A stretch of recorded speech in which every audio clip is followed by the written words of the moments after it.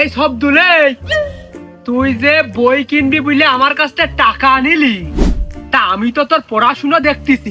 তো বই আমার সব মুখস্থ না, আর কত পড়া লাগে? পড়ার ঠাপে অক্ষর সব উঠে সেই ইতিহাস হয়ে গেল, প্রাচীন সভ্যতার আমলে চলে যাই গেল। তাহলে তো ওই বইয়ের আর কোনো কাজ নেই কমনি। তা তুই কি ওই বেশি পড়িয়ে সেই পৃষ্ঠা মিষ্টা বইতে ছিঁড়ে ফেলিয়ে দিয়েছিস নাকি? না, কাকার সাথে তুলনা করবো। ওরা মনে করো জীবনের পড়ালেখা করিয়ে সুনাম অর্জন করিয়াস ঠিকই, কিন্তু ওরা নিগাল শিক্ষাটা ওরা নীতির মধ্যে ধারণ করতে পারেনি। বই পড়িয়ে নিয়ে আবার ছিঁড়ে ফেল দিলে হয়, ও ছুঁয়ে দিলে পরীক্ষার পরে বাদামালা তুলি বেশ কয়টা টাকা বেরিয়ে আসে না মাইতে। टूटा टूटा एक परिंदा।